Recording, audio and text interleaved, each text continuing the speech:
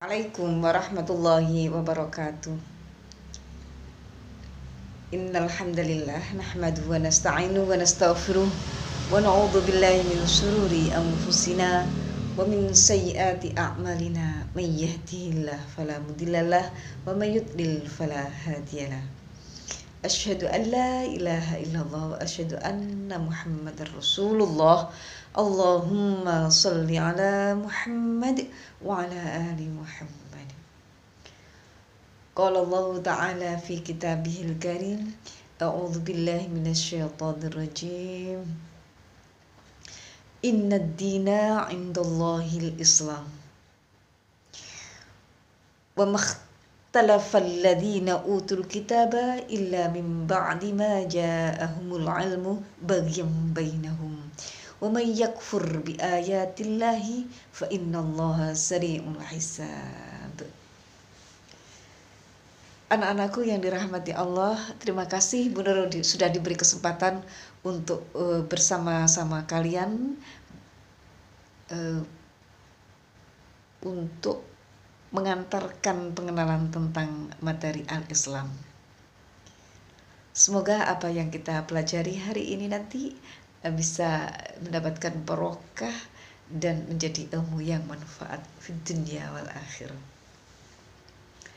Anak-anakku yang dirahmati Allah, terima kasih Bu Nur ucapkan kepada kakak-kakak kalian, yaitu anak-anak IPM, dan juga semuanya kalian yang bersedia untuk mengikuti materi ini dengan hati yang lapang, agar ilmu yang kita terima di hari ini bisa menjadi ilmu yang kita harapkan tadi, yaitu ilmu yang barokah, manfaat dunia wal akhirah.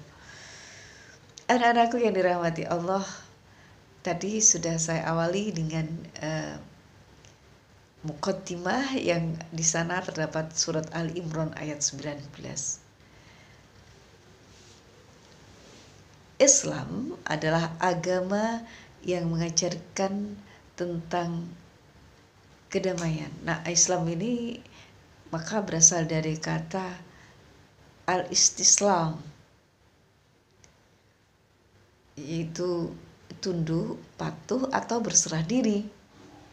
Ada juga yang berasal dari kata damai, yaitu as-sulm. Ada yang berasal dari kata bersih, as-salim. Ada yang berasal dari kata as-salam, yaitu keselamatan, dan lain sebagainya. Kalau dikaji dari segi bahasa, akan terdapat banyak kalimat yang berasal dari kata unsur kata sin, lam, dan mim ini, yang artinya kita tahu bahwasanya pengertian secara terminologi, Islam adalah aturan ilahi yang diberikan kepada manusia yang berakal untuk kebahagiaan hidup mereka di dunia maupun di akhirat. Adapun ajaran Islam itu sesuai dengan fitrah manusia, adalah juga sesuai dengan kepentingan manusia. Karena apa? Fitrahnya manusia itu adalah menuhankan satu Tuhan, yaitu Allah. Sudah sejak zaman azali dulu sudah diambil persaksiannya.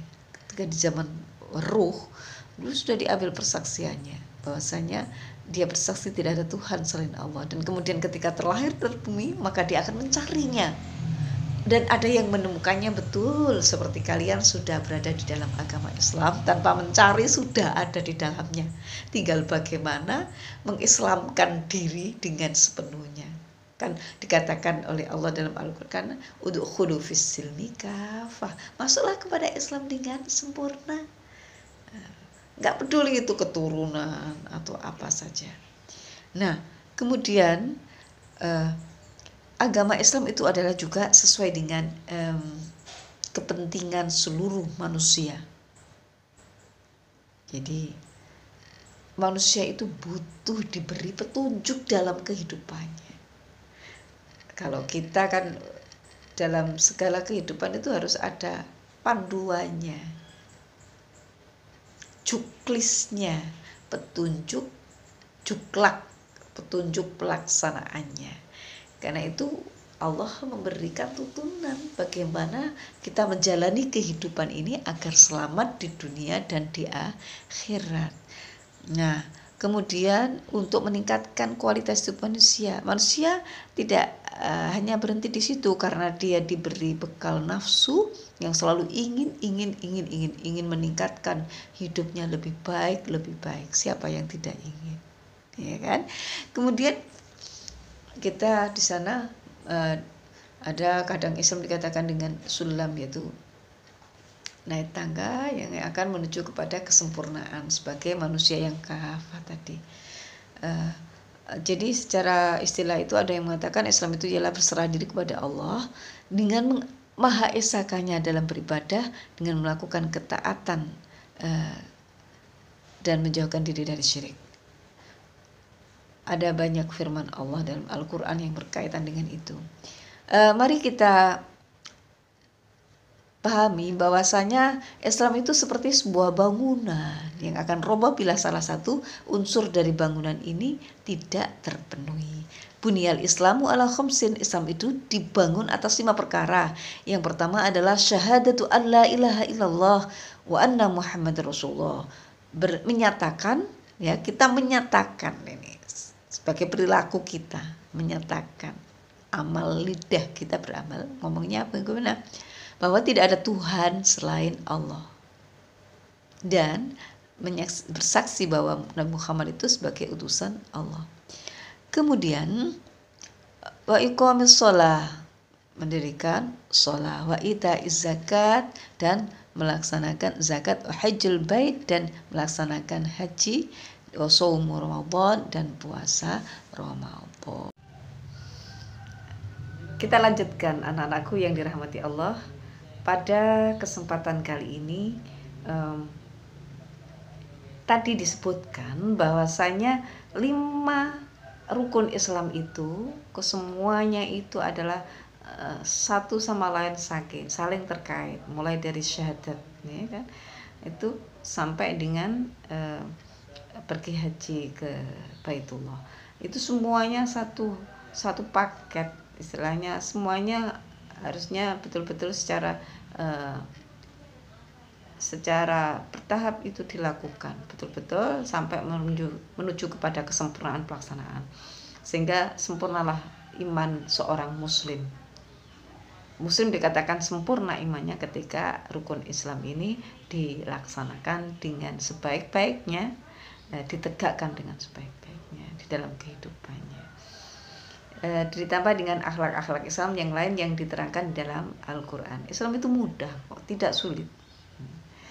Karena apa? Tujuan utamanya adalah untuk kebahagiaan manusia itu sendiri di dunia dan di akhirat. Maka Allah bikin aturan-aturan itu untuk mencapai kebahagiaan di akhirat. Kalau orang percaya tentang akhirat, tentang rukun iman yang 6, antaranya adalah adanya hari akhir, maka dia akan betul-betul menjaga amalannya sehingga meskipun di dunia apapun yang dia hadapi, ya, kita dihadapkan pada pertanyaan di dalam memeluk agama Islam. Sudahkah kita itu benar-benar meyakini hakikat dan kebenaran risalah Islam? Apakah kita beragama Islam itu hanya karena orang tua kita beragama Islam? Kan yang kita maksudkan agama yang dibawa oleh Muhammad, ya, yang disebutkan di atas tadi. Mungkin Anda bisa membacanya di materi yang sudah Bu Nur sampaikan. Nanti sampai bisa mencoba untuk menjawab 2 pertanyaan dari Bu Nur dengan jawaban yang panjang, ya, supaya nanti itu bisa betul-betul merupakan hasil kalian membaca, ya. Karena semua itu perlu diilmoni tadi seperti itu. Apakah kita memang telah memenuhi kebenaran dan kesucian hanya ada di dalam Islam? Nek wis muni Islam iku wis cukup, gak usah ngene-ngene, tidak. Tetapi kalau sudah beragama Islam, maka konsekuensi di dalam pernyataannya itu perlu kita lakukan. Bagaimanakah kita sekiranya jika kita dilahirkan dalam sebuah keluarga yang bukan beragama Islam, akankah kita meluk agama ini? Itu perlu, maka kita perlu bersyukur ketika kita dilahirkan dalam Islam. udah nggak usah cari kemana-mana.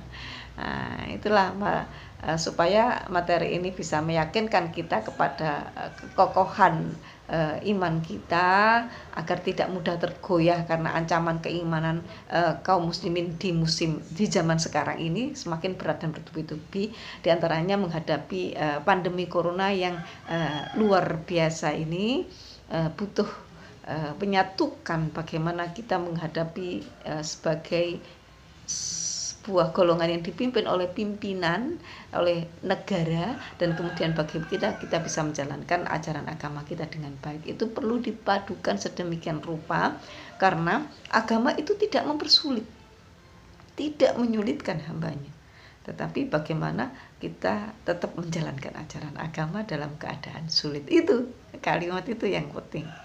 Nah, kalau orang tidak mempertimbangkan akhirat maka tidak akan jadi seperti yang kita harapkan ini.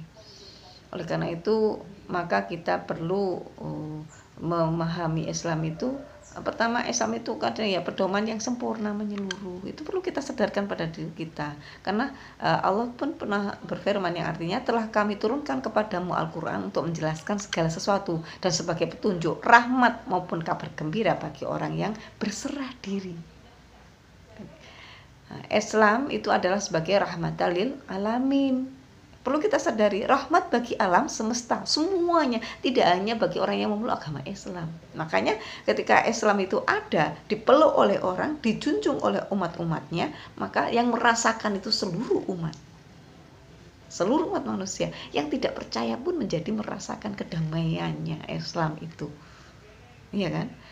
Karena dampak dari sikap-sikap pemeluknya. Kalau pemeluknya betul-betul memahami Islam, mengilmoni Islam dengan baik, maka kemudian di dalam Islam itu tidak hanya material, tetapi juga diajarkan tentang kebutuhan rohani juga. Kebutuhan materi dan rohani, spiritual itu dua-duanya harus seimbang. Itu kemudian ada keseimbangan antara perorangan dan kemasyarakatan dalam Islam. Islam mengajarkan tadi ada zakat.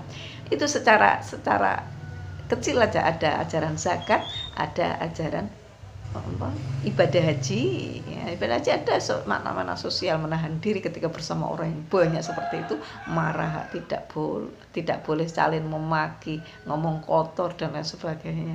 Ya. Kemudian ada puasa Ramadan yang menahan, tidak hanya menahan makan dan minum, nafsu syahwat, tapi menahan dari berbagai hal yang merusak puasa kita. Ya, itu luar biasa di sana diajarkan. Oleh karena itu maka kita yang penting, yang kelima, Islam itu ajarannya ya, ada dikatakan Islam itu ada mudah, universal, ya, memberikan kabar mudah, rasional, praktis dan lain sebagainya, bisa Anda baca. Kemudian ajaran-ajarannya tetap terpelihara dan perubahan karena banyak-banyak penghafal Al-Quran. Maka perlu yang sudah hafal Al-Quran dipertahankan hafalannya atau diperbanyak. Selamat, semoga kita, karena dikatakan inna nahnu nazzalna dzikra wa inna lahu lahafidun. Kamilah yang menurunkan Al-Quran, kamilah yang menjaganya. Demikian mari kita menjadi umat yang bisa membina diri kita di dalam keluarga, di dalam masyarakat